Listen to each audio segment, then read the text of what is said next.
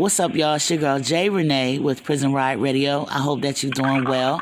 On the phone right now, we got a brother that goes by the name Dyeedi. Okay, I'm going to let him introduce himself a little bit more. How you doing, bro? I'm doing okay. How are you? I'm doing very well, thank you. So let's jump right into it. So tell us a little bit about yourself and where you from. All right. First of all, my government name is Phillip Dyeedi Jones, for those who know me on that platform, but my Swahili attribute is Dyeedi Ntwadumela, and I'm from Baltimore City, Maryland. All right, cool. Beatmore. I got some good peoples from up there. You know, good people come from Beatmore. So, you know, nice to meet you. All right, so I know you're currently incarcerated. How long you been behind the G-Wall, and where are you located?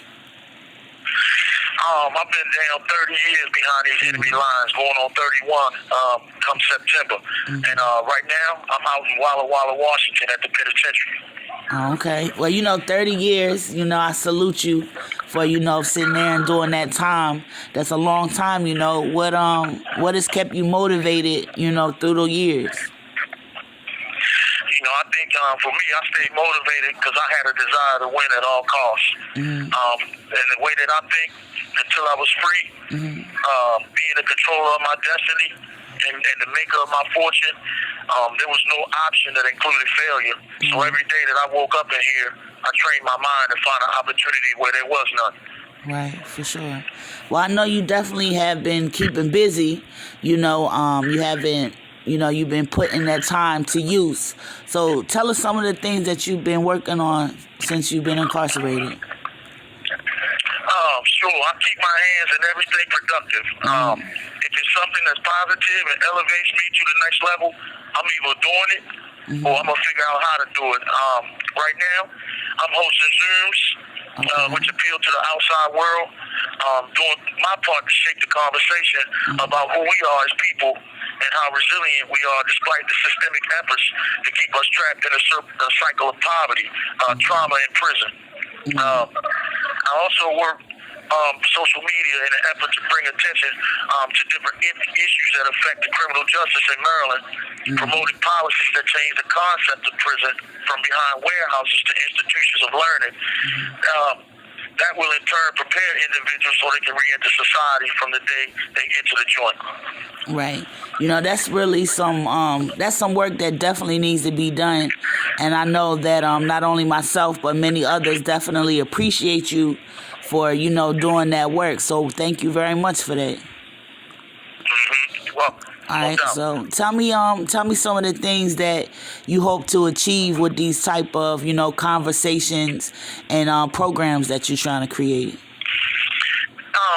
You know, I'm a mentor too. You know, I facilitate a class called Release Readiness, and that teaches men how to transition smoothly. And it changes the thought process so that when they're prepared, when they're about to get out, so they can get out and be successful from day one. I preach investment, studying finances, buying black, supporting small business, and making the money in the black community circulate until it touches and reaches all industries of need, you know? Right. You know, they say that the black dollar in our communities is one of the least circulated dollars. You know, I think it circulates once. Have you heard that before? Yeah, so, you know, go ahead. Absolutely. I think for us as a community, I think we love spending money. They say we're the highest consumers. And until we learn that the longer we keep our dollars circulating in our community, the more buying power we will have as far as, and also to be able to get loans from these banks because they will respect our money. Right. See, they already know when they give us that money that we're going to spend it right back with them. And so they don't appreciate or respect our dollars. So that's a problem. Right. You're definitely right about that. So tell me some of your plans for the future. Well, I wanted to say for me, you know, it's all about black empowerment. You know what I mean? I'm for all, you know, oppressed people, but at the same time, black empowerment means strategic upliftment through education, critical thinking, unity, which is supporting those who look like you and pulling each other up with yourself. So I call on all oppressed people everywhere and challenge them to elevate their game. What I mean by that? When they ask me, what am I don't say I'm a gangster. To me, that's something that's offensive to my consciousness. So right. I would say that I'm a professional. You know what I mean? Right. I'm a professional, if you want to know. You know what I mean? Yeah. And I want my people to be professional as well. Right. Changing the narrative when it comes to people that are incarcerated, formerly incarcerated, and just black people in general, you know what I mean, is very important. So, when did you realize, or why did you realize that, being in control of our narrative was important? Well, it took me a while because when I first came into the system, I was still the guy that was in the streets, West Baltimore, home of the wire and all that. So my thought process was still, basically running wild. But once I got up to Supermax, I did 5 years, and I had a lot of time to think, start educating myself. I started understanding that if you don't create your own narrative, then somebody else going to create it for you. Exactly. And most of the time, you ain't going to like the one that they create for you. Right. You spoke truth right there, bro. So let me ask you this. What some advice would you give someone who's incarcerated right now that, wants to be productive with their time and put it to good use or to benefit themselves or someone else? That's a good question. One of my endeavors is to create a mass movement that is both local and national to address the needs of individuals behind these walls, whatever that need may be. We got experts and professionals to address that. Like, for instance, we are addressing mental health in prison. I have a team of professionals who range from reentry coaches, lawyers, advocates, educators, and doctors. And if they need us, we're coming.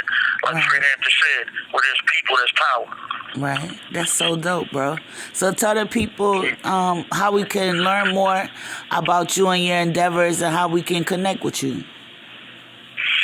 Well, before I say that, I want to say I hope to achieve greatness. And when I say that, I don't mean that in no type of way arrogant. I mean, I hope to be the male version of Harriet Tubman and never leave anyone behind who wants true freedom.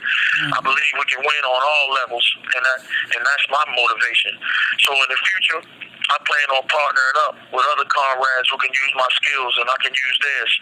I plan on writing some bills to introduce next legislative session, and I want my name to be attached to a bill because I want my people to know that they're being represented. Now,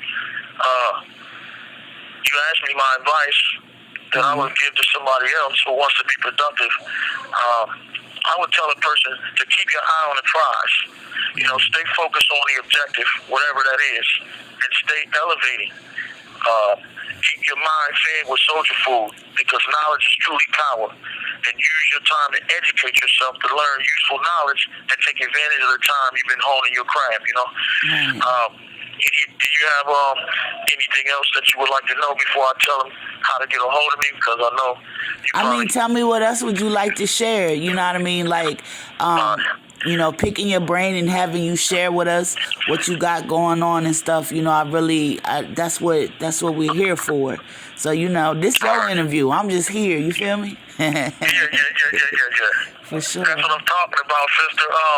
So, you talked about changing the narrative, Yeah. It's important to change the narrative about the worth of the incarcerated. Yes. Why? Because until they see us as sons, daughters, parents, family members, and human beings, they will continue to describe us as public safety threats. And when this is done, they won't welcome us to the table of societal solutions in the inner city.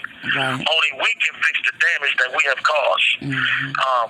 So I want everybody out there that want to work with me or anybody that's interested in what I'm saying, I can be followed, contacted, or reached by simply going to www.grantparoletofphillip.com, Instagram /Phillip_Alvin_Jones, Facebook PhillipAlvin.Jones, and Twitter. And my Twitter is Grant Parole to Phillip Alvin Jones at Phillip A. Jones 71. So I can be reached on any of those.